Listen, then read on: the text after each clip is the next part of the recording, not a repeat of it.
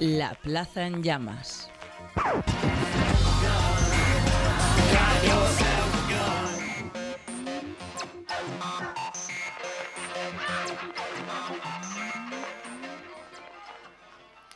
Buenas noches, bienvenidos. Son las 9 de la noche y os habla Ricard Arís desde los estudios de Agorasol Radio y del Canal 33, aquí, en el corazón de Madrid. Esta semana se ha sacado punta a una noticia en concreto, la Operación Emperador, en la que el actor porno Nacho Vidal ha estado en boca de todos, con perdón.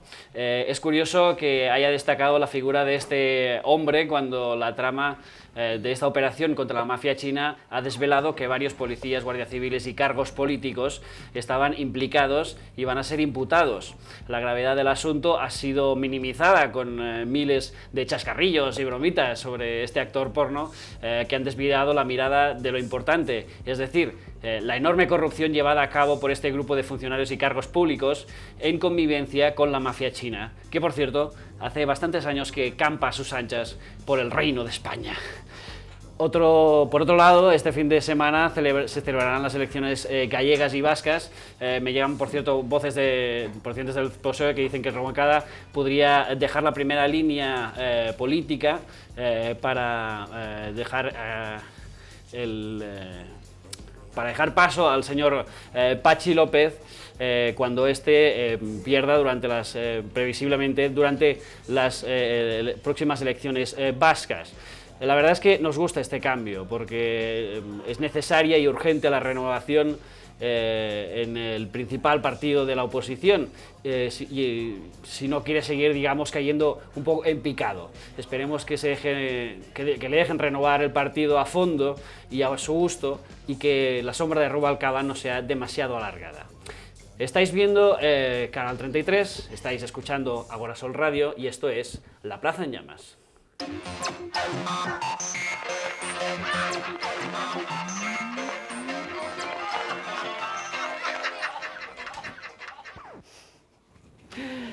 Señores, esta semana tengo el placer, y señoras también, porque también nos ven muchas señoras, tengo el placer de compartir tertulia empezaremos por Marcos Merino, que es Community Manager, bueno, es un clásico de la Plaza en Llamas de radio, hoy se estrena en la Plaza en Llamas de tele, digamos, ya lo conocéis, de ideología liberal. Él dice que progresista, yo no creo que sea tan progresista como él cree, pero ¿Son opiniones? Son opiniones personales, que es una pelea eterna que tenemos entre él y yo sobre su ideología, pero en fin, se puede definir como pro-israelí, monárquico, pro-nuclear, pro-aborto, bueno, en fin, en Twitter es mmerino, lo podéis seguir y podéis saber si lo que digo es verdad o son manías mías, ¿no? Muchísimas gracias por venir, Marcos, como siempre. Muchas gracias a ti por invitarme. ¿Qué tal? Otro de los invitados de esta semana es Raúl Millares, periodista colaborador en medios alternativos como La Tercera Información, Diagonal, y que en Twitter es Millares, @Millares. Bienvenido de nuevo. Pues encantado de estar aquí otra vez y por primera vez delante de las cámaras. ¿Qué tal esto de las cámaras? ¿Te gusta? ¿Te impresiona? Tendré que acostumbrarme un poco, la verdad es que estaba bien detrás del micrófono simplemente y con cascos. Ahora hay que ponerse camisa y esto me incomoda un poco. Bueno, todo el mundo se acostumbra a ello, no te preocupes. Y también está con nosotros Horacio Díez, que es empresario, estoy entre las zetas y los... Esto me estoy haciendo un lío. Horacio, no lo diré bien, Horacio Díez, mira que es fácil decirlo y hoy me está haciendo el de esto un lío. Empresario, consultor de comunicación online, Horacio Díez, con un @ delante en Twitter, bienvenido. Hola, muy buenas. ¿Qué tal? Bien, bien. Bienvenido a la tele. Encantado de volver, esta vez en formato tele. Claro, la última vez que vine era en la radio, estábamos más tras la trinchera, ahora toca dar la cara. Exacto, ahora es más, un poco más impactante, un poco más... nos ponemos nerviosos. Lo bueno que tiene la tele, por ejemplo, bueno, sí, es verdad, lo de los focos impresiona un poco la primera vez. Lo bueno que tiene lo de la tele, por ejemplo, es que puedes enseñar esta camiseta de la Plaza en Llamas, fantástica, que me he hecho hacer. Ya estrenamos el otro día las tazas, hoy las camisetas, así lo suelto. Cabe decir que no se venden. No se venden, la verdad es que no. Si alguien las quiere, puede enviarnos un mail y hablaríamos del tema, porque no hemos pensado en nada, pero en fin, todo es ponerse. Unos empresarios aquí de la hostia. María Araiz, como siempre, al cargo de las redes sociales aquí en la Plaza en Llamas, bienvenida. Buenas noches. Os queríamos decir, como todos los jueves, que podéis participar y opinar sobre todo lo que se diga aquí a través de Twitter, a través de la cuenta de la radio, @agorasolradio, y del programa @la Plaza en Llamas. Pues no queda nada más que decir, aparte de eso de que si alguien me presta unas cerillas, sean chinas o no, digamos eso de que arda la plaza.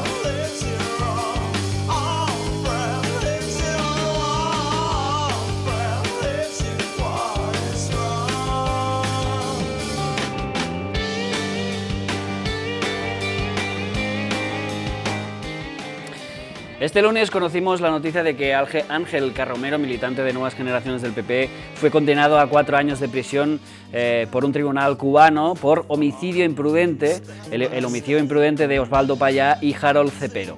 Las autoridades españolas y cubanas están, digamos, negociando el traslado de Carromero para que cumpla condena en España. El accidente de tráfico de Carromero, Payá y Cepero ha sido regado un poco por un halo de conspiranoia sobre si el accidente fue o no provocado, sobre si Carromero era un espía de Esperanza Aguirre en Cuba y mil y una teorías más que han surgido durante las últimas semanas. En fin, señores, ¿cómo veis vosotros todo este juicio de Ángel Carromero? Horacio, por ejemplo. A lo mejor me fusiláis, pero creo que es una buena noticia y me explico por qué. A ver. Primero le pedí a la Fiscalía 7 años, se ha quedado en 4, es probable que lo extraditen y venga a España, o sea que para él es una buena noticia. Y por otro lado, bueno, en parte es lo que él quería, era no convertirse en un juguete político, no ser un nuevo Eliansito o un personaje parecido que fuera un rehén en Cuba del gobierno de España o del Partido Popular, y claro, se podían haber cebado bastante con él, y hasta ahora, de momento, el gobierno cubano creo que lo ha hecho muy limpio.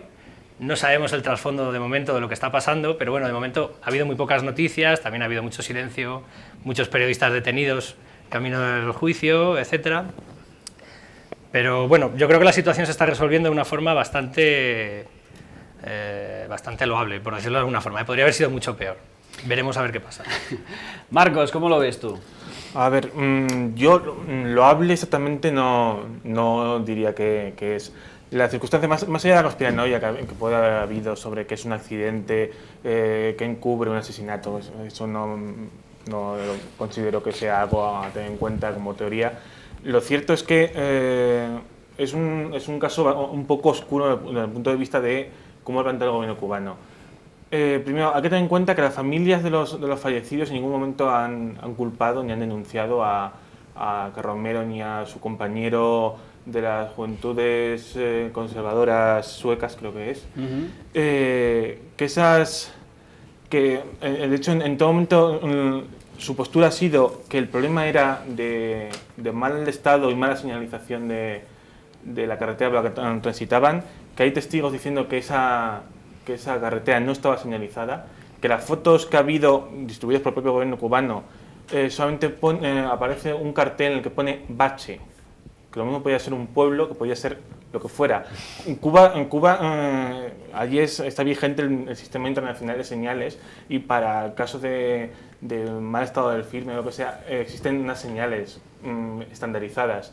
Evidentemente, si solamente ponen un cartel de bache, además un bache no genera un accidente. Baches hay por todos sitios y de hecho, por la mala situación de infraestructuras en Cuba más. Así que es evidente que algún problema había por parte del gobierno, que además también fue el que puso el coche, porque la agencia de alquiler de coches era el gobierno cubano. Y por otra parte, yo considero que cuando hay un caso de fallecimiento, pues el presunto culpable tiene que responder ante el Estado de Derecho. Pero no olvidemos que Cuba no es un Estado de Derecho. Allí no ha habido, primero, solamente ha habido un peritaje, el peritaje que ha hecho el gobierno. Ni la familia ha podido tener acceso a esas pruebas, ni ha podido solicitar un peritaje alternativo. La defensa de Carromero tampoco ha podido solicitar un peritaje alternativo, a pesar de que es lo lógico, normal y lo único que no genera indefensión y que es lo que se hace en los estados de derecho.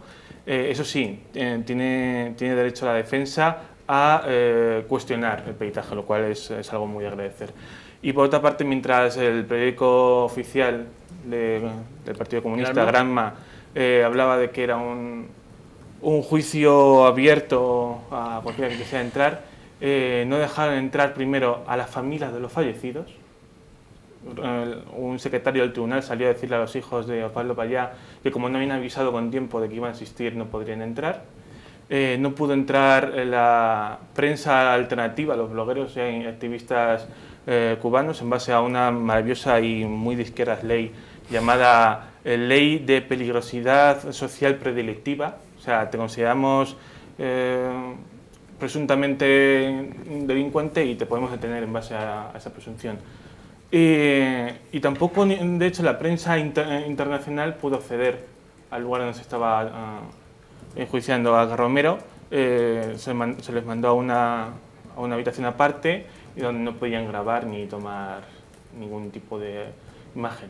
Así que algún tipo de elementos hay que lo hace un poco loable este proceso. Yo creo que posiblemente han optado por la solución más cómoda para ambas partes. No sabremos hasta qué punto hemos asistido como invitados de piedra a un tipo de negociación oculta entre diplomacias, seguramente hasta que Carromero llegue, si finalmente vuelve a España, y escuchemos aquí su propia versión de los hechos, ¿no? A mí creo que me interesa bastante, como la mayoría de la gente, conocer qué dice Carromero cuando llegue a España, si finalmente, como parece todo indicar, viene para acá a cumplir su condena, ¿no? Desde otro punto de vista, creo que hemos intentado sacarle demasiada punta a un hecho trágico y luctuoso, empezando por aquellas conspiranoias que parece que se han ido desinflando un poco, pero también quizá olvidando un asunto importante, y es que han muerto dos personas, ¿no? O sea, estamos hablando de Carromero y no estamos hablando de Osvaldo Payá y de su colaborador, ¿no? que han fallecido, y que seguramente eso va a pesar también bastante en la posición de Carromero cuando vuelva a España. Yo no creo que Carromero sea una persona sin escrúpulos que cuando llegue a España esté pensando en sacar rédito político de esta situación y presentarse como una víctima, sino que creo que va a seguir pesando en su conciencia el hecho de que él iba conduciendo un coche en el que han fallecido dos personas, ¿no? Sobre la cuestión del bache y tal, creo que el propio Carromero ha reconocido, no sé en qué condiciones, pero ha reconocido que iba muy deprisa, que por desgracia también se ha encontrado, bueno, por desgracia porque su trayectoria es así, pues contaba con un historial de infracciones de tráfico, no tan graves, pero sí bastante extenso y que invitaba un poco a la sospecha, ¿no? En definitiva, se han juntado una serie de ingredientes que arrojan muy poca luz sobre esto, ¿no? Horacio, ¿qué piensas? Sí, bueno, quería decir que yo cuando decía que era loable, es loable el resultado que está dando, no es nada loable el proceso, por supuesto. O sea, el tema de detener a gente, pues esta mujer, Joanny Sánchez, que la detuvieron camino del juzgado, a los periodistas no la dejaron entrar, en fin. No hay una serie de garantías, pero bueno, ya sabemos cómo es el gobierno cubano y cómo juega, ¿no? Entonces, en ese campo, dentro de ese campo, lo que está pasando yo creo que de momento no va mal. Está encarrilado. Margallo o sea, el ministro de Exteriores y demás están todos muy callados, nadie dice nada, está todo el mundo calladísimo, porque están como diciendo, como le deis una patadita al balón y se nos cambia a otro sitio, nos quedamos con Carlos Romero 10 años en Cuba si te descuidas, porque esto lo pueden alargar lo que les dé la gana. Ya hay una sentencia en firme, en teoría, y todavía no sabemos nada de este hombre, lo han vuelto a meter en la prisión esta que se llama 110 y no sé qué, no me acuerdo del nombre, por ahí por Bayamo, y de momento no sabemos nada, entonces el silencio es absoluto. Y yo me refería a cómo está resultando la cosa. O sea, el nivel de conspiranoia en el momento del accidente era bestial, ¿no? Que haya 4 personas en un coche y que mueran 2 de los que más caña dan a la dictadura cubana es tremendo, ¿no? Pero claro, si miras un poco también el background de Carlos Romero, o sea, los antecedentes, que es que le habían quitado el carnet de conducir en España, ¿no? Y bueno, sí, las carreteras de Cuba, yo he estado 30 días en Cuba hace 10 años, todo en coche, funcionando de mala manera y son horrorosas. Pero bueno, de las 2 opciones que salen de Santiago de Cuba, una es la Farola, que va por Baracoa y demás, por Guantánamo, que esa sí que es horrorosa, o sea, ahí habían tenido 3 accidentes, no una, cogieron la más recta, o sea, es que justo esta de las Tunas Bayamo, es que son como 2 tramos rectos, bueno, a lo mejor este hombre se emocionó, empezó a pegarle caña al coche y hubo un accidente. Vamos a aceptar la teoría de que ha habido un accidente. La justicia cubana dice que eso está penado, con 7 años de cárcel, y aún así nos hemos quedado en 4 y es probable que lo traigan a España, ¿no? Entonces yo creo que de momento vamos bien. Sabremos lo que sucede probablemente cuando vuelva Carlos Romero y nos cuenten qué es lo que está pasando, ¿no? No sé si esto también puede tener que ver con un interés cubano en avanzar por ese lento camino de las reformas, ¿no? También justo hace poco conocíamos el interesantísimo y creo que afortunado la afortunada iniciativa de levantar al fin, en parte, la necesidad de pedir un permiso para salir de Cuba. Creo que estamos asistiendo a un proceso interesantísimo en Cuba y que posiblemente el gobierno cubano tampoco tenía mucho interés en que esto enturbiase esa corriente, ¿no? Marcos, ¿cómo lo ves? Yo lo que quiero destacar de esto es una consecuencia que está teniendo tanto en Cuba como parece en España.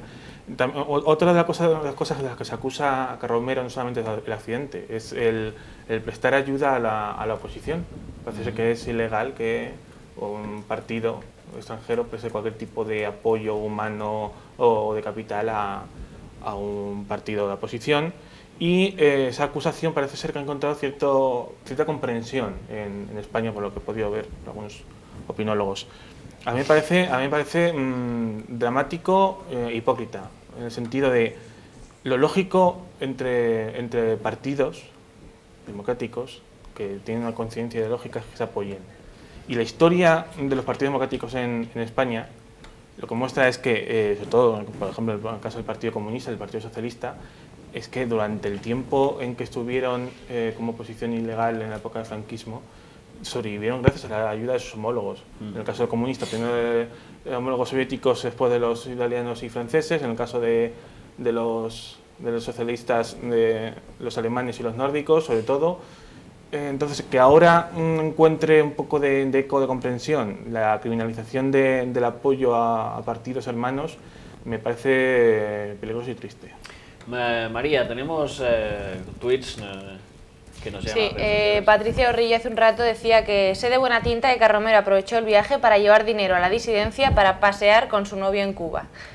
Luego Soy del Sur decía: Carlos Romero conducía de modo temerario con muerte. En España el PP quiere meter en la cárcel por convocar protestas. Sobre esto y sobre lo que tú decías de que ni la familia ha tenido acceso a las pruebas, él mismo, Soy del Sur, te rebate y dice: los abogados de los detenidos del 25S podían tener acceso a sus clientes en dependencias. Y lo último... sí, que ¿por qué te empeñas en disculparle? ¿Por qué me empeño en disculparle? Pues porque pienso que cuando no existen garantías procesales no se le puede acusar. No, ahora mismo lo único que tenemos como prueba contra Carlos Romero es una declaración que él hizo con todo el boato ante la televisión cubana. Que había declarado que había salido de la carretera. Sí, eso claro, es lo que había declarado él. Entonces, que siendo esas las declaraciones suyas, ¿por qué te empeñas en disculparle? Esa es la pregunta de Patricia Orrilla. Primero, tiene ya una trayectoria el gobierno cubano de poner a la gente delante de la televisión a decir lo que ellos quieren. Segundo, es evidente que si lo hubiera dicho con sus palabras, no hubiera dicho que el carro se salió de la carretera, porque en España no se dice carro, se dice coche. Así que vamos a ver. O sea, tampoco creo que sea tan definitorio, ¿no? Claro, o sea, pero mi principal, yo cuando estoy un tiempito en cualquier país se me pegan los acentos, se te pegan los modismos. Creo que no es el elemento absolutorio, ¿no? Vale. Pensar que estaba presionado porque utilizó el término carro, ¿no? Claro. Principalmente que cuando haya garantías procesales, cuando las opiniones de la propia familia afectada no vayan a su favor, entonces a lo mejor se puede considerar que se está disculpando. Entonces simplemente es un caso de presunción de inocencia ante las acusaciones de una dictadura, nada más. Bueno, parece que cualquier cosa que hablemos sobre Cuba crea bastante, hace que arda bastante la plaza, ya sea aquí o ya sea en las redes. La verdad es que siempre salen opiniones muy en contra, muy a favor, siempre por un lado, siempre por el otro, con la paradoja de que, aunque un buen amigo mío, Fran Arche, diga que no, Cuba es una dictadura, bueno, hay que matizarlo, pero bueno, porque era una discusión muy larga que tuve con él y no quiero que conste que él no lo cree, pero en fin, siempre hay mucha discusión entre si es o no una dictadura. Para mí claramente lo es, en muchos términos. En todo caso, hablar de Cuba siempre hace, como decía, hacer bastante la plaza, ¿no? No sé, María, si hay algún tuit más que me decías. Pues sí, un momentito.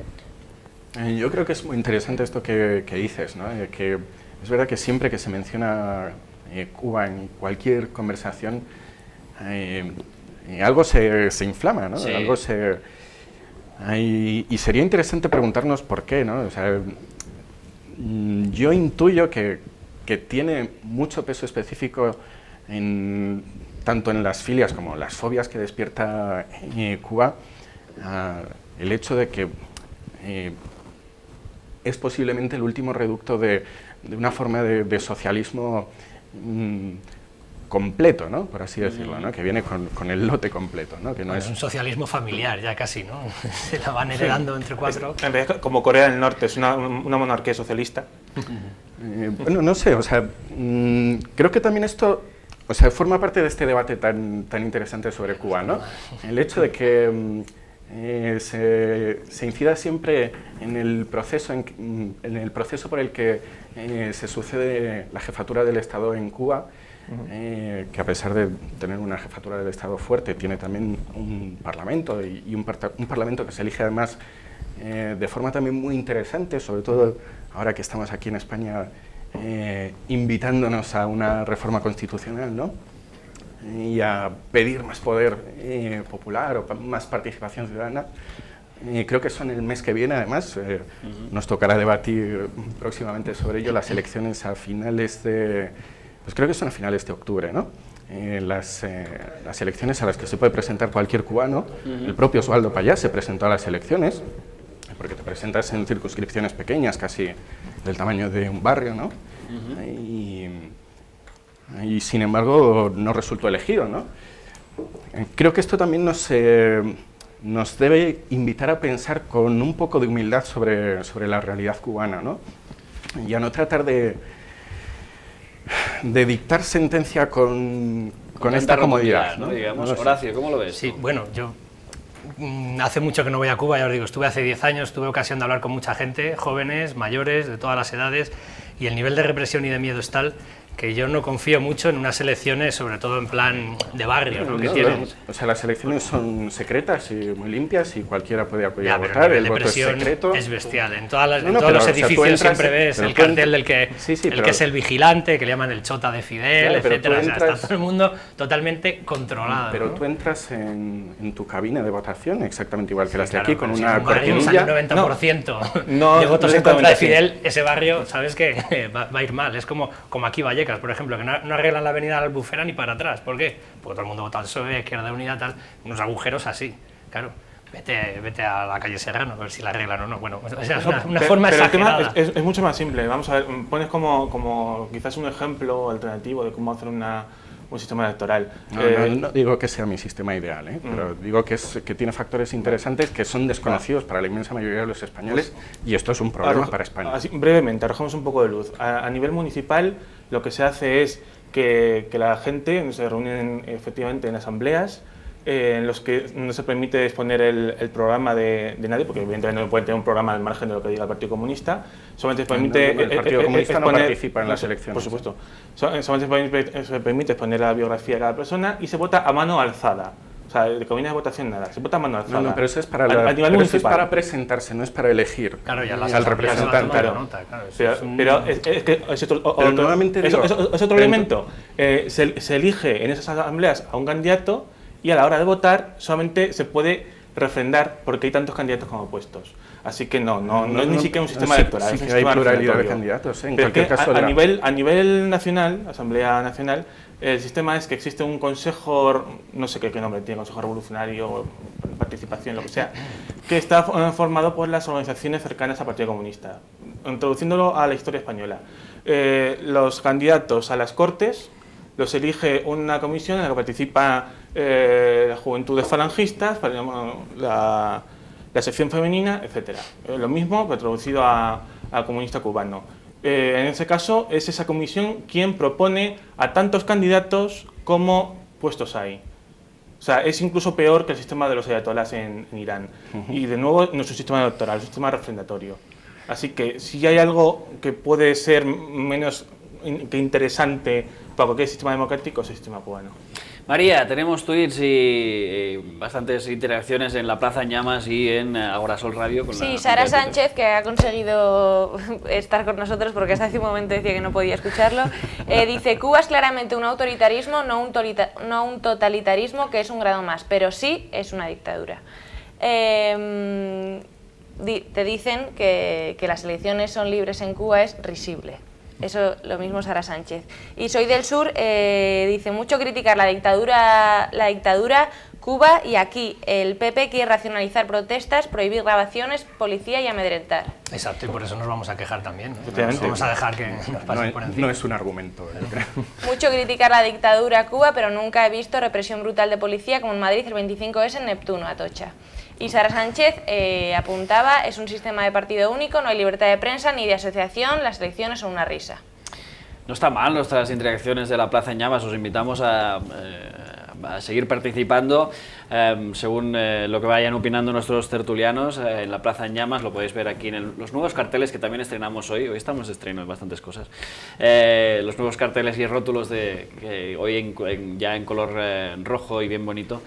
Sabes, es que llevo un tiempo pidiendo nuevos carteles, ha costado un poquito y estoy, eso sí, muy satisfecho de cómo han quedado.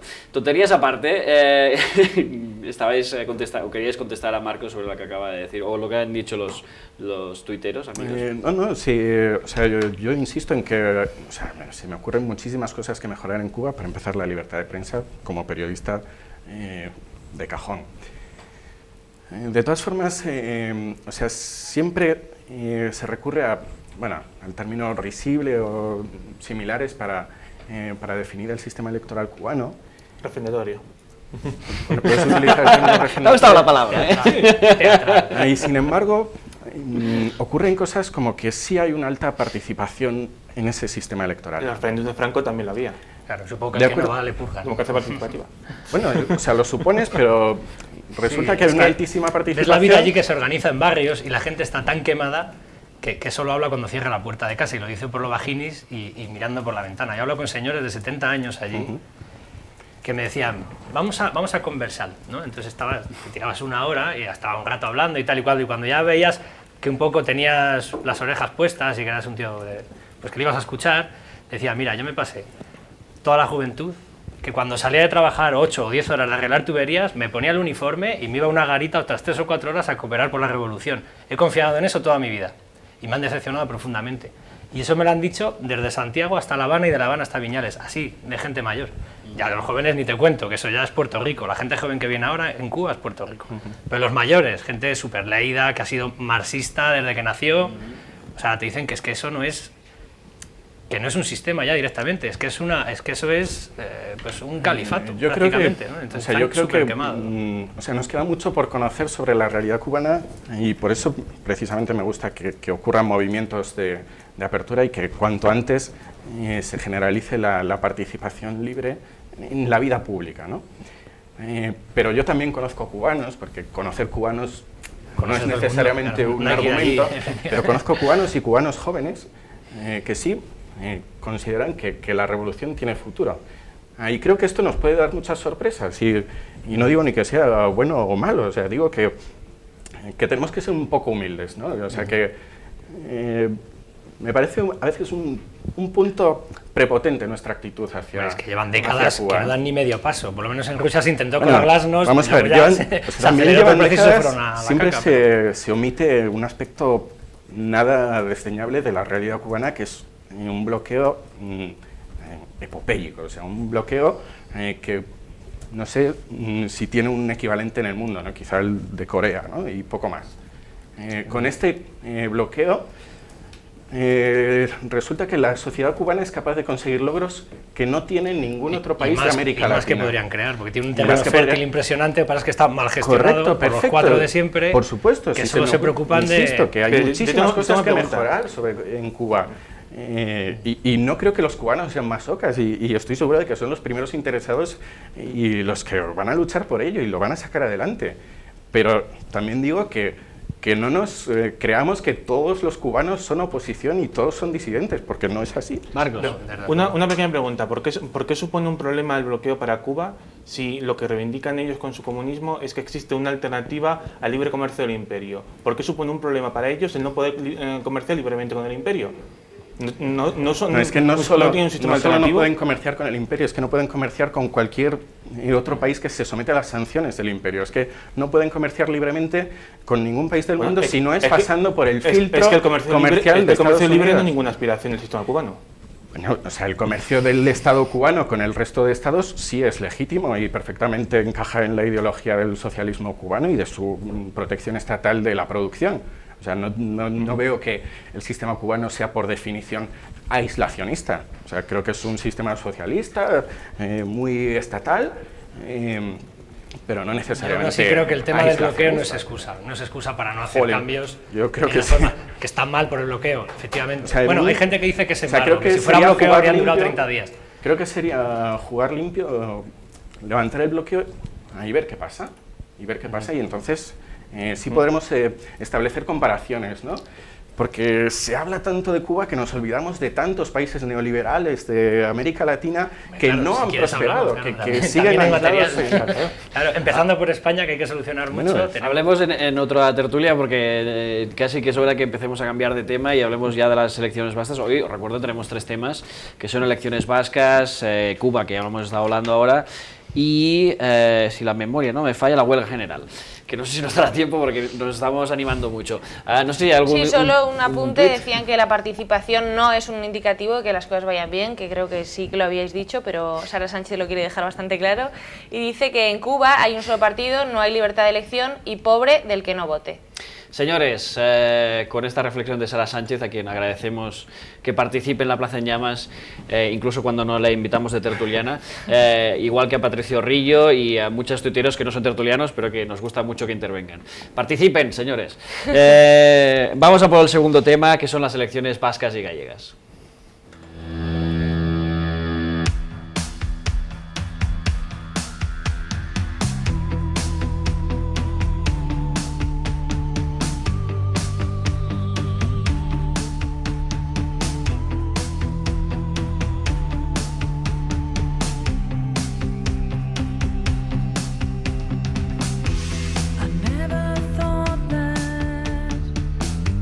We'd lose devotion.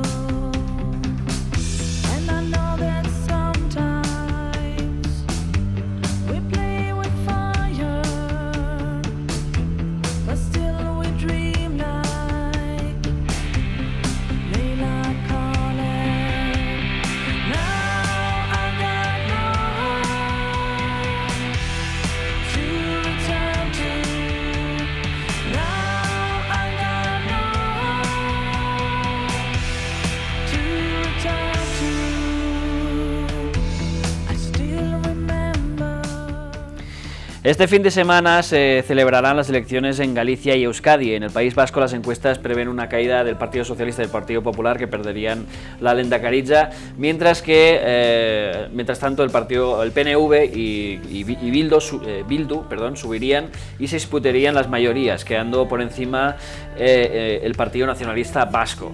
En Galicia, por otro lado, se prevé una victoria clara del Partido Popular, aunque no lo suficiente como para llegar a mayoría absoluta, lo que abriría la posibilidad de un gobierno de coalición, que por otro lado tampoco parece una primera opción para sus componentes. En todo caso, estas elecciones destacarán por ser las primeras sin ETA en activo en el País Vasco, con el 10º aniversario del Prestige en Galicia y con un panorama de crisis y recortes que podría pasar factura al Partido Popular o no, según se mire y según el sitio donde se vote. Comencemos, por ejemplo, con las elecciones gallegas. ¿Creéis que Feijóo volverá a gobernar en Galicia? ¿Qué posibilidades tiene? Marcos, por ejemplo. Pues el tema en Galicia es que siempre existen dos bloques, el PP y el resto. Ese resto ahora mismo simplemente está un poco más fragmentado con la creación de la Syriza gallega, pero siempre la cosa en Galicia está en torno a 1 o 2 diputados. Así que un poco dependerá de si, aparte de esa Syriza gallega, esa nova, entra algún otro partido, que algunas encuestas dan como posible entrada, como es el caso de UPyD por Pontevedra, y eso será lo que pueda un poco alterar el panorama. Si no, simplemente estaremos pendientes de recuentos de última hora de si el último diputado cae de un bloque o del otro. En el caso, las circunstancias políticas nacionales juegan en contra de Feijóo, pero el miedo que ha intentado generar a que su única alternativa sea no ya el bipartito, que funcionó mal la otra vez, sino un tripartito con Izquierda Unida y los exiliados del BNG, posiblemente compense ese efecto. Yo creo que, que lo ha resumido perfectamente Marcos, ¿no? O sea, efectivamente la cosa, según las encuestas, parece que va a estar en la mayoría absoluta raspada, que de no obtenerse esa mayoría, la cosa iba a estar más interesante, no más reñida. También creo que quizá algunas encuestas están infravalorando las posibilidades de UPyD. Parece que se está desinflando un poco el fenómeno de Mario Conde, ¿no? Que se prometía al principio problemático para Feijóo, ¿no? Le podía restar algún voto y seguramente se lo puede restar, pero no creo que vaya a tener tanto impacto como la entrada efectivamente de 2 pequeños partidos que sí pueden arañar, ¿no? Depende de por dónde arañen y efectivamente depende del reparto de escaños, que es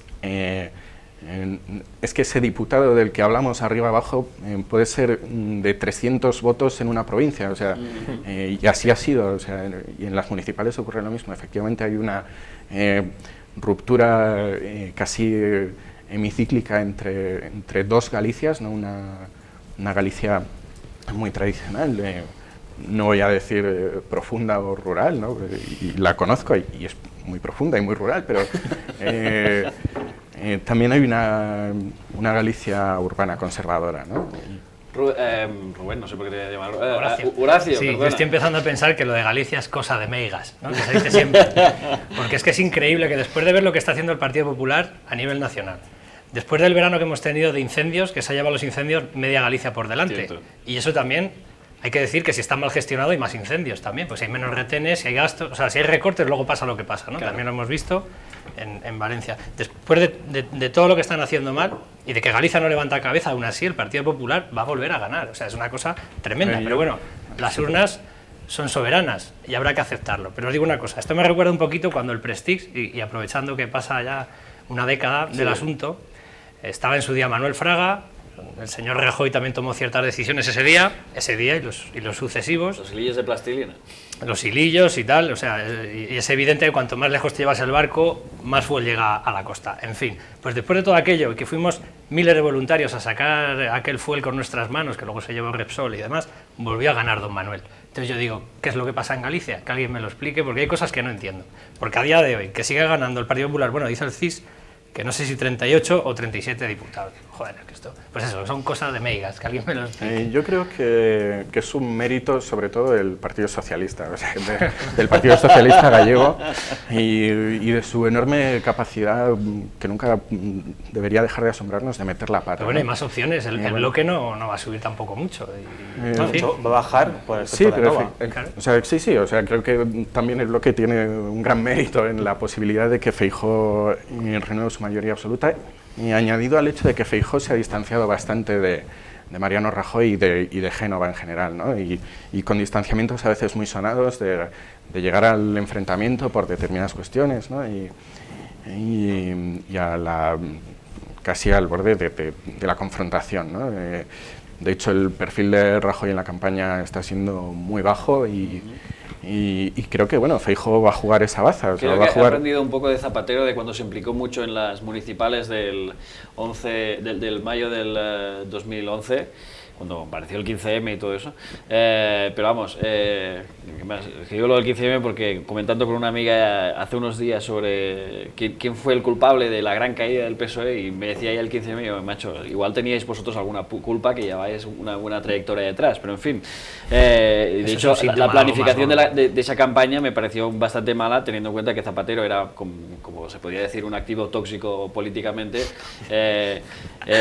No, lo voy a decir así claramente, sí, yo lo he votado 2 veces a Zapatero, pero a ver, en esa época el Mayo era un activo tóxico, o sea, presentar a Zapatero y fue bastante presente en esa campaña, creo que perjudicó mucho al partido electoralmente, y creo que Feijóo ha sido bastante listo, apartándose un poco de Rajoy, que también es el activo tóxico actual, campaña, ¿no? Yo creo que no tienen ni una sola foto los dos juntos, cuando uno entra por la puerta el otro sale por el otro lado, o sea, que les vean juntos. Ha tenido un poquito más de presencia Esperanza Aguirre, ¿no? Incluso.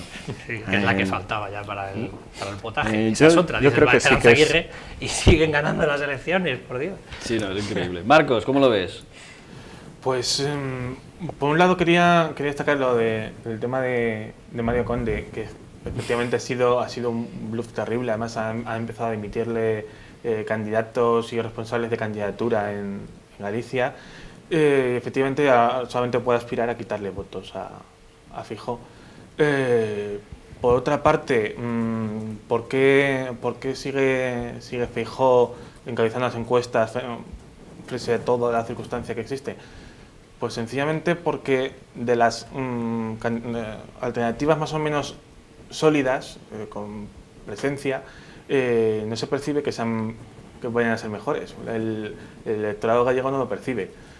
Quizás si hubiera un partido nacionalista más hacia la derecha, como puede ocurrir en Cataluña con CiU, pues ahora existe la Convergencia, creo, no sé cómo se pronunciará, Convergencia de Galicia, que intentó, no se sabe por qué, pese a ser más centrista, meterse en la seguiza gallega, que me pareció bastante brillante el asunto, y les vetó, y evidentemente todavía no pueden tener ese papel. Puede que en el futuro, por un lado con UPyD, por otro lado con Convergencia Gallega o una alternativa similar, pueda empezar a bajar en votos el PP, pero es que ahora mismo no tiene una alternativa que le pueda hacer perder votos más allá de una cuanta gente que está ahí indecisa en medio. María, ¿tenemos algún tuit? No, de momento no. No, tenemos sobre el tema anterior, sobre lo de Cuba. Si queréis que os... Sí, por supuesto. A ver qué... Sí, Sara Sánchez hablaba de algo referente a que has dicho, y decía sobre la educación y la sanidad, que Cuba sí que tiene una educación y una sanidad que son ejemplo y que muchos países la quisieran, pero que a costa de qué, que no se debe cambiar sanidad y educación por libertad, que las cosas no funcionan así. Bueno, vamos a pasar al siguiente tema, el tema de las elecciones vascas. ¿Cómo lo habéis visto? Estas posibilidades, por ejemplo, País Vasco, ¿creéis que el PSOE y el PP van a perder tantos votos como se prevé? Porque hay muchas encuestas que dicen que realmente van a sufrir como 14 diputados menos, y quizás son cifras un poco exageradas, ¿no? ¿Cómo lo veis vosotros? Bueno, yo sí creo que van a perder... No seáis tan educados, podéis interrumpir. Bueno, esto es una tertulia, si arde la plaza no pasa nada, estaremos contentos. Yo creo que sí, no solo van a perder votos por la repercusión de la política en Madrid, sobre todo va a incidir en estos dos partidos de ámbito nacional, sino que van a tener que enfrentarse a la participación de una parte de la población que hasta ahora no estaba participando en las elecciones, ¿no? Y que parece que va a entrar con bastante fuerza, y me refiero obviamente a Bildu y al electorado más consistente de la izquierda abertzale, ¿no? Bueno, yo creo que lo ha resumido bien. Aparte del elemento bajar votos por pérdida de apoyos, está el elemento de bajar porcentaje por la entrada de un nuevo actor. Habría que preguntarse por qué después del triunfo y del hito histórico que fue el por fin echar al partido de referencia del gobierno vasco, que era el PNV, con esa coalición de alguna forma constitucionalista. Después de ese hito viene el mayor Qué apelativo fracaso. más chungo, perdón. Pero bueno, lo de constitucionalista siempre me ha parecido como si el PNV no lo fuera, pero en fin. No lo Un es. poco menos constitucionalista. Sí, La verdad, menos constitucionalista, sí, pero dentro de lo que cabe no. Yo estoy, Sí, yo no estoy ha sido- seguro de que a Urkullu le preguntamos si él se define constitucionalista y dice que no. Pero Bueno, bueno, pero te quiero decir, yo quiero una mejor constitución de la que tenemos ahora, porque me parece que no es ni buena ni eficaz y creo que ahí puede mejorar muchas cosas, pero no soy anticonstitucionalista. No sé si me entiendes. Bueno, perdón Bueno. que haya interrumpido, pero vamos, no sé. es un poco la etiqueta. Sí, En fin, si sí, empezamos sí. a analizar si Izquierda Unida es unida o si el Partido Popular es popular. O el Partido Socialista es obrero, ¿no? Digamos. Sí, Efectivamente. Son nombres y no vamos a entrar en el debate. Pero habría que preguntarse por qué después de ese hito viene el mayor fracaso. Yo creo que el principal problema que ha tenido PP y PSOE ha sido el no querer cuestionar las formas de gobernar del PNV, la administración paralela en forma de empresas públicas, fundaciones, etcétera, que han tenido, asumir su marco mental, digamos, sus principios legislativos. De hecho, un ejemplo curioso, la normativa tan polémica de Bildu, por la cual deja sin concesiones a las empresas que no tengan a gente que sepa suficiente vasco, es posible porque se han negado PP y PSOE a reformar determinadas leyes que habían prometido reformar para no quedar mal ante el electorado nacionalista. Y si por otro lado tenemos el gran problema, que sé que esto puede ser un poco polémico, de que parece que de pronto hay una ley que sigue vigente sobre el papel, que es la ley de partidos, pero que ha dejado, nadie tiene intención de hacer cumplir, porque en principio sí, Bildu, y digo Bildu, no Escuela de Ría Bildu, en las municipales de 2011 no hubo forma de demostrar que fuera nada, de que abertzale, aunque fuera obvio, por estatutos y por candidatos, presentaban listas limpias, pero es que a partir de Amaiur y ahora parece que eso de las listas limpias, que era un requisito fundamental, se ha olvidado. Recordemos que Mintegi, la candidata de Bildu a Lehendakari, fue candidata de Herri Batasuna el mismo año en que ETA cometió el atentado de Hipercor. O sea, un partido ilegalizado, en esa época plenamente connivente con ETA, y ahora sin ningún problema, bueno, ya fue candidata con Amaiur, las generales, y ahora es candidata sin que nadie diga, oye, se está incumpliendo la ley. Horacio. Bueno, yo creo que los tribunales fueron claros, a la tercera, a la cuarta, a la quinta, El Constitucional, el Supremo no, dijo pero contrario. consiguieron que Bildu fuera legalizado como partido, se han presentado a las elecciones y por otro lado hay que tener en cuenta también que ha pasado una cosa importantísima en el País Vasco, ETA ha dejado de matar. Pero eso no conlleva ningún cambio legislativo. Bueno, ya, Sí, pero sí. yo creo que Sí, a ver, son las no. primeras elecciones que se van a hacer en el País Vasco sin las armas encima de la mesa, no me digáis que no es un cambio importante. Pero si Bildu pudo presentar listas limpias, siendo Bildu, ¿por qué ahora Escuela de Ría Bildu presenta, a propósito, listas contaminadas y nadie dice nada? La ley no cambia porque cambie Lo la... estás diciendo tú, seguro que hay miles de personas que lo están diciendo, pero para eso están los tribunales, ¿no? De momento Claro. hay que jugar con lo que tenemos. Bildu se ha duda. presentado a las elecciones y va a tener, según el CIS, probablemente el 25% de los votos, que se dice pronto, ¿no? 22 diputados. O sea, había un bloque, una masa de personas que no tenían a quién votar hasta ahora, o probablemente sí sabían a quién votar, pero ahora lo tienen más claro, ¿no? Hay un 25% de personas en el País Vasco que va a votar a Bildu. Está claro que, bueno, están divididas por zonas, ¿no? Porque, por ejemplo, Bildu saca un porcentaje muy gordo en Guipúzcoa, en otras gana más el PP, etcétera, pero bueno, 22 pedazos de diputados de Bildu es tela marinera. Yo, o sea, no solo me congratulo de que Bildu pueda presentarse a las elecciones, sino que estoy deseando que obtenga un buen resultado. Y estoy deseando que tenga que retratarse en el poder, ¿no? Que es donde me gusta ver a cualquier... Y que también se equivoque, ¿no? Como todos. ¿no? Exacto. Y también me va a interesar mucho saber qué va a ocurrir en Guipúzcoa, ¿no? Donde efectivamente parece que obtiene unos muy buenos resultados en las encuestas, que yo creo que va a obtener unos buenos resultados también en las urnas, pero donde ya lleva un tiempo desde las municipales gestionando mucho poder práctico, ¿no? Mucho día a día, muchos cubos de basura polémicos y demás, ¿no? Esto me interesa también, o sea, creo que ¿creéis que puede batir va a ser incluso muy al sugerente PNV o no, que no llegará a tanto? Pues hombre, normalmente las encuestas, como siempre se dice, dan por debajo de lo que luego saca el PSOE, ¿no? Pues es lo típico en las elecciones vascas, que si el PSOE tiene 15 y luego saca 20, pues a lo mejor pasa con alguno de los que hay. Es uno de los grandes temores para algunos, ¿no? Que digan, coño, que a lo mejor gana Bildu, ¿no? ¿Qué pasaría y tal? Bueno, pues ya hemos dicho antes que las urnas son soberanas, se ha presentado este partido y vamos a ver qué pasa. Yo el discurso ese de, bueno, pueden tener sus problemas, pero yo les quiero ver gestionando y que se retraten.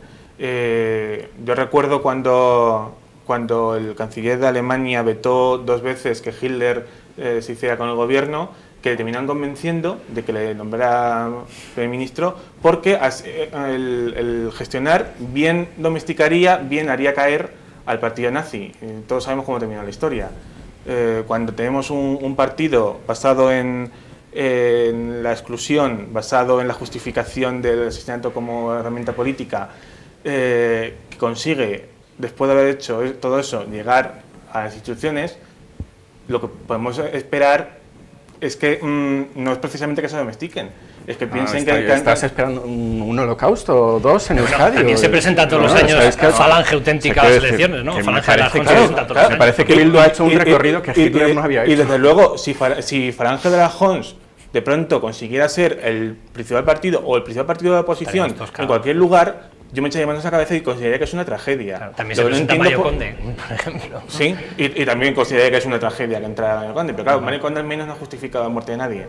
Ya, no, si nos guste o no, Bildu va a tener sus diputados. No, pero eso lo podemos hablar después. Esto fue una observación. Decías que había una serie de gente, un 25% de personas que no tenían ninguna alternativa a quién votar. Bueno, es una suposición mía que, claro. No, pero quiero decir, la gente de izquierda Abertzale podía votar a Aralar. El problema de Aralar era que condenaba a ETA y, claro, había, por desgracia, una serie de gente en el País Vasco, no en todos los votantes de Bildu, pero una serie importante de sus votantes que apoyan a Bildu porque es el partido señalado por ETA, simplemente. Bueno, y también es mucho suponer. Bueno, vamos a ver, antes cuando tenían la opción de votar a Aralar, preferían abstenerse activamente en lugar de apoyarles, cuando su ideología, más allá del tema condena de ETA, es exactamente la misma.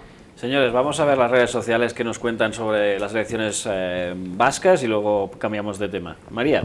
Sí, Sara Sánchez decía, en Galicia revalidará el PP, salvo terremoto, en Euskadi gobernará el PNV, quizá con apoyos puntuales del Partido Socialista. Y pone, si Bildu gobernase, esto Leonidas, si Bildu gobernase en el País Vasco, el PP no respetaría lo democrático que es el voto cada 4 años en el que ellos se escudan. Y sobre Galicia, Bunsen decía, lo de Galicia no tiene nombre, ¿qué más tiene que hacer el PP para que nos demos cuenta de que son unos fascistas? Un poco la línea que decías tú de las meigas, sí, un poco ahí. Como... Y Sara Sánchez apuntaba además, si Mario Conde consigue escaño en Galicia, me exilio. Pues iba a decir, yo también, yo no, porque tengo que hacer el programa, pero si no, igual también. Gonzalo Caro ahora mismo acaba de, claro, es que no había salido por aquí y ahora aparece. Decía, Eusko Alkartasuna es un partido perfectamente democrático y forma parte de Bildu. En serio, que dejen de intoxicar. Y Fraga es presidente de honor del PP, fue ministro franquista y a nadie le parece mal. A mí sí. Pues a él también. Y a mí también. Horacio, yo quería dejar un pequeño apunte rápidamente para hablar del tema de candidatos y tal. Son 5 segundos. Venga. Ya que estamos en Agorasol, que habla mucho de 15M, de mejorar la democracia y tal y cual, yo quería romper una pequeña lanza por Pachi López. Nadie ha dicho que este hombre en 4 años ha conseguido poner en pie Irekia, la plataforma, no sé si la conocéis. Sí, el gobierno abierto. Sí, el tío está súper entregado con el tema del Open Government, súper entregado con el tema de la democracia abierta. O sea, podríamos considerar un político de nueva planta. O sea, es una persona que se ha enterado de lo que va la cosa, por lo menos. Y bueno, tanto es así que el tío está durante toda la campaña, claro, como ya no hay armas encima de la mesa, está geolocalizado. O sea, podemos saber en todo momento dónde está Pachi López durante la campaña. Tela marinera, ¿eh? Y todo eso, que luego no se valore en las urnas, a mí me da un poquito de rabia, la verdad. Raúl, y vamos al siguiente tema. Yo creo que sí se va a valorar, pero se van a valorar negativamente. Más Se va a valorar negativamente. Efectivamente, de forma tan negativa, ¿no? Por otro lado, quería matizar que Manuel Fraga está muerto. Nada más. Gracias por la información, para quien no lo sepa. Y Lady Di, Es que alguien ha dicho por las redes sociales que es presidente del PP. Ya no. Era, eso. Claro. En fin. Solo lo diré que es un comentario pequeñito. Yo soy defensor totalmente radical del gobierno abierto, pero pensemos que el gobierno abierto es como una urna que permite exponer de forma transparente algo.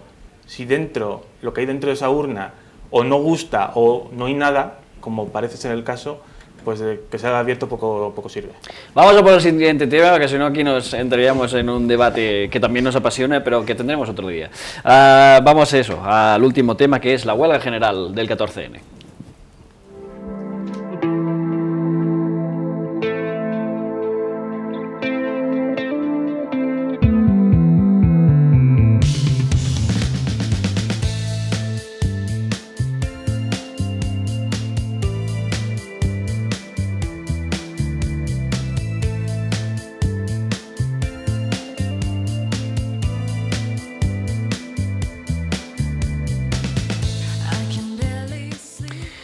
Al fin se han decidido, los sindicatos han convocado para el próximo 14 de noviembre la segunda huelga general de la legislatura de Mariano Rajoy.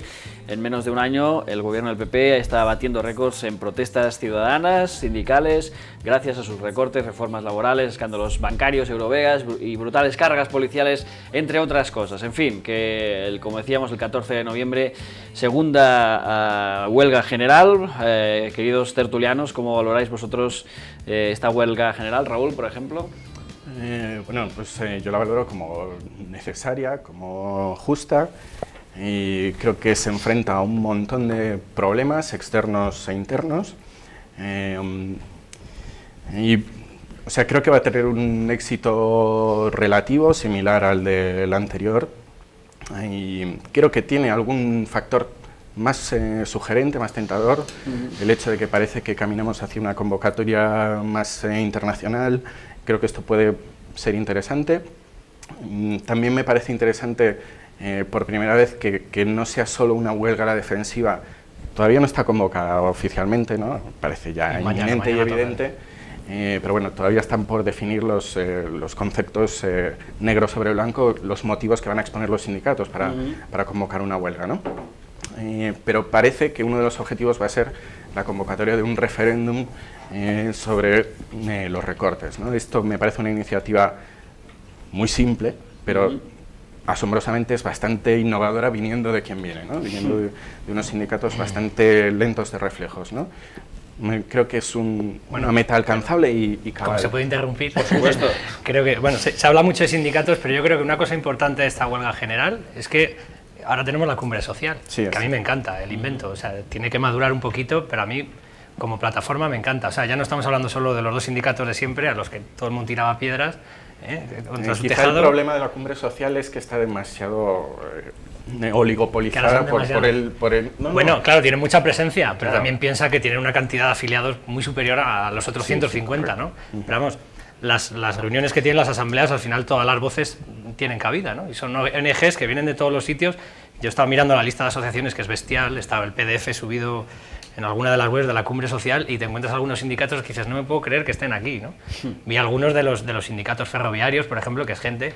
Hay sindicatos que han ido siempre a su bola, y de repente dices, coño, se han unido aquí en una cumbre social y tal. O sea, que por primera vez tenemos una huelga general que se habla mucho de, han convocado los sindicatos, los de siempre, los tal.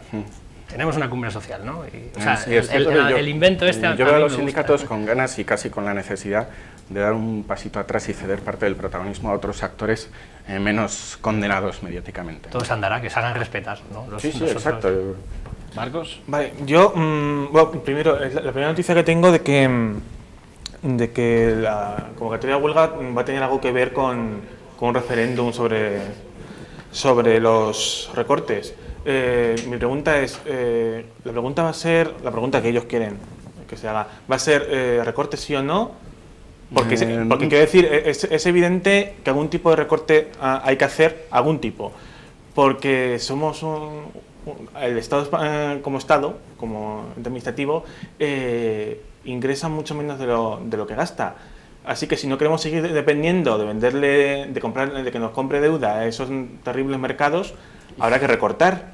El problema que tienen los sindicatos es que dicen eso está muy mal, pero no ponen ningún tipo de alternativa. Bueno, sí, hay muchísimas propuestas encima de la mesa. Sí, básicamente, de recortes alternativos. Hombre, lo que se está diciendo, que ya digo, la web es exigimusunreferendum.org, pues si alguien quiere informarse de qué se está proponiendo, entre otras cosas está diciendo que vale, que sí, que puede haber recortes, pero no así.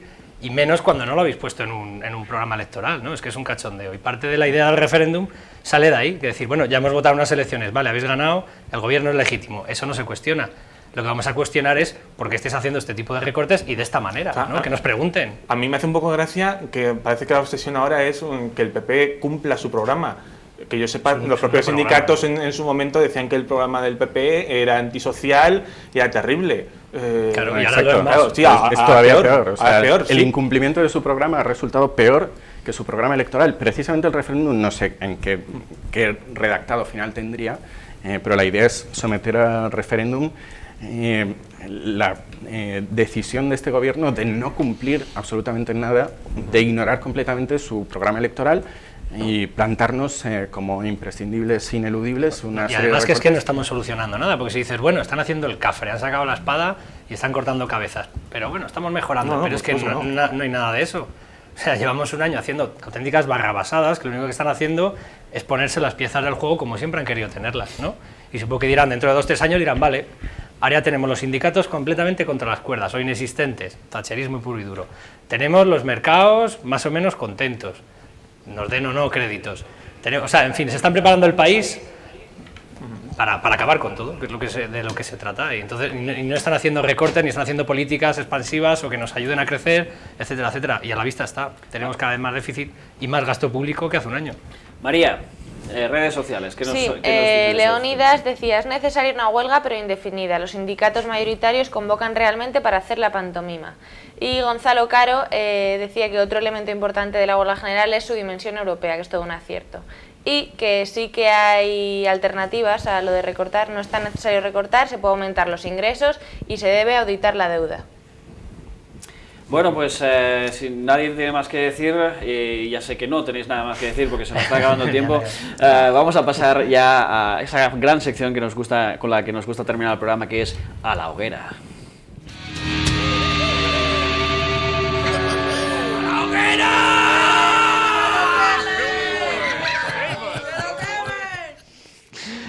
Me preguntaba Horacio que a quién vamos a tirar a la hoguera, pues ahora mismo lo vamos a ver. Estos son los candidatos para caer a la hoguera de esta semana. Pues son ni más ni menos que Ángel Carromero, al gobierno y a los sindicatos. Me ha sido realmente difícil escoger gente para tirar a la hoguera esta semana, pero en fin. Hemos encontrado estos 3 señores. Ya sé que al pobre Ángel Carromero ya le queda un gran marrón yendo a la prisión, pero bueno, también es verdad que es igual. Iba a decir una burrada. Horacio, ¿a quién tiramos a la hoguera esta semana? Con los candidatos te has pasado un poco, ¿no? Porque, pobre Carromero, encima le vamos a... O sea, según le extraditan, le tiramos a la hoguera, pobre hombre. Bueno, tienes 2 opciones más, si prefieres, tengo otras gobierno o pero, sindicato. Uy, qué difícil, si tengo al gobierno y a los sindicatos. Evidentemente, vamos a tirar a la hoguera al gobierno, por supuesto, y siempre que me pregunte. ¿También al socialista? Al que tenemos ahora. Ah, ok, vale. Pero como has dicho siempre al gobierno, me encontrará la curiosidad. Yo seré breve, al gobierno. Al gobierno, ok. Marcos, ¿a quién tiramos a la hoguera? A mí me gustaría poder tirar a los hermanos Castro, pero como no lo has puesto como opción... Pues, lo he pensado, no te lo sí, ¿verdad? Pero aunque me hubiera gustado explicarlo un poco más, quiero tirar a los sindicatos, porque básicamente como joven sufro el problema de la dualidad del mercado laboral, que Un problema que se niega repetidamente a abordar los sindicatos en base a que la alternativa que es el contrato único es una alternativa neoliberal, pero evidentemente es mucho más social el tener dualidad del mercado de trabajo. Y como nos sigue llamando a la huelga sin solucionar estos problemas básicos del mercado laboral, les tiro a la hoguera. Pues nada, señores, está claro, hoy, esta semana, una semana más, dentro de unas semanas haré un recuento de la gente que vamos tirando la hoguera. El año pasado en la radio ganó el gobierno de Chamuscaos y esta semana también cae el gobierno a la hoguera.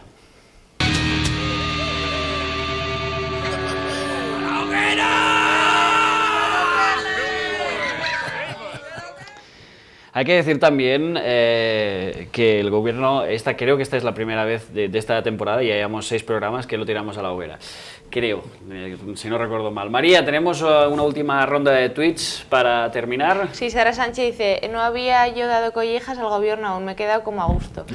Y luego hay un último comentario que al tuit de candidatos a tirar a la hoguera, que los he puesto ahí, dicen a los tertulianos de esta semana. ¡Oh!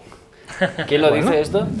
Javier J. Dazacas, que yo creo que ya había tuiteado alguna otra vez.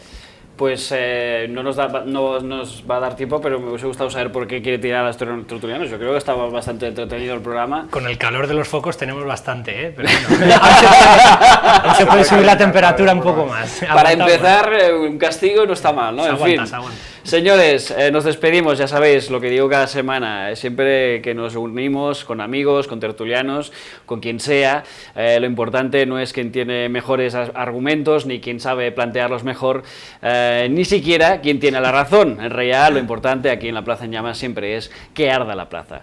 Hasta la semana que viene aquí en Agorasol Radio, en el canal 33 y como siempre aquí en la Plaza en Llamas.